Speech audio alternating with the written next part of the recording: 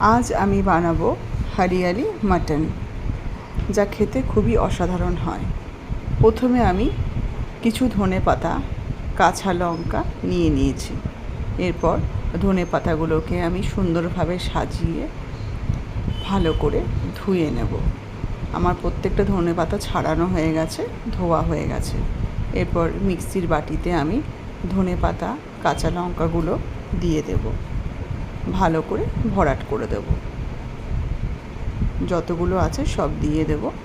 দেওয়ার পর আমি এটার একটা সুন্দর পেস্ট তৈরি করে নেব।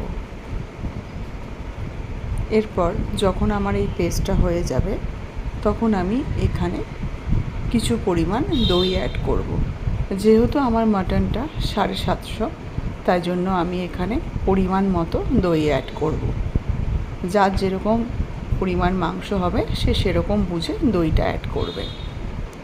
দইটা অ্যাড করার পর আমি মিক্সিটাকে সামান্য ব্লেন্ড করে নেব। আমার পুরো পেস্টটা রেডি। এরপর আমি যে মাটনটা নিয়েছি সেটাকে আমি ভালো করে ধুয়ে জল ছড়িয়ে রেখেছি। এই মাটনটার মধ্যে আমি পেস্টটাকে দিয়ে দেব।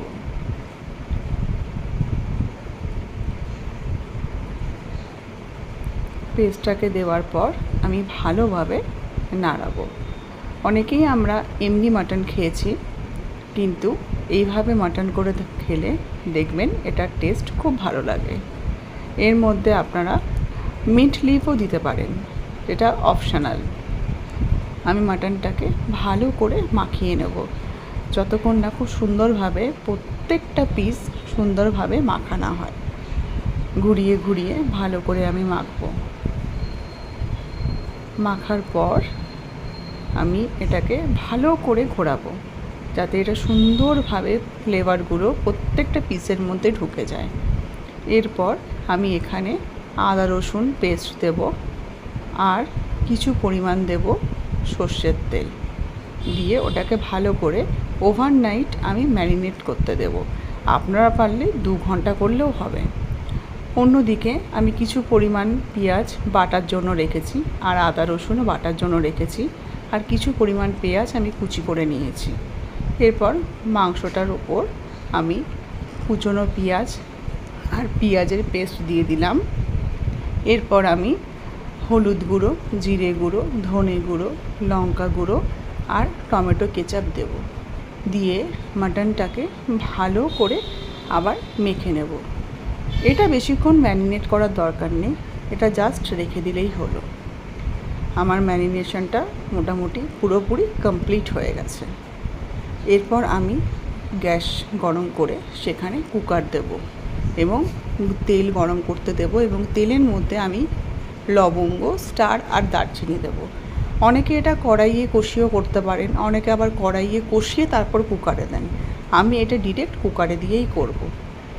এরপর আমি মাটনটাকে তেলের মধ্যে দিয়ে দেব এবং পরিমাণ মতো নুন দেব। নুন দিয়ে সামান্য পরিমাণ জল দেব। জল দিয়ে আমি এই মাটনটাকে ভালো করে কষাবো। আমি এই মাটনটাকে মিনিমাম 15 থেকে 20 মিনিট কষিয়েছি। যখন মাটনটা ভালো করে কষে যাবে, কালারটা অল্প চেঞ্জ হয়ে যাবে, তখন আমি এখানে আলু অ্যাড করেছি। আলুটাও অপশনাল। আমার যেহেতু মাটনের আলু খেতে খুব ভালো লাগে, তাই জন্য আমি আলু দিয়েছি। আপনারা চাইলে আলু নাও দিতে পারেন, এটা পুরোপুরি কষা করতে পারেন। আর অন্যদিকে আমি জল ফুটানো দিয়েছি। ফুটানো জল মানে একটুখানি হালকা গরম জল দিলে মাংসের ফ্লেভারটা ভালো থাকে। আমি আলুটা নাড়িয়ে সেই সামান্য গরম জলটা আমি পরিমাণ মতন দিয়ে দিয়েছি। দেওয়ার পর আমি এখানে 5খানা মতন সিটি দিয়েছি। যেহেতু আমার ঘরে বয়স্ক আছে, তাই জন্য আমি 5খানা সিটি দিয়েছি। দেখুন তারপর আমি নামিয়ে নিয়েছি। আমার মাটনটা দেখতে অসাধারণ হয়েছে, খেতেও অসাধারণ হয়েছে। এরকমভাবে করে দেখবেন, খুব সুন্দর টেস্ট হয়। আমার রান্নাটা ভালো লাগলে লাইক অ্যান্ড সাবস্ক্রাইব।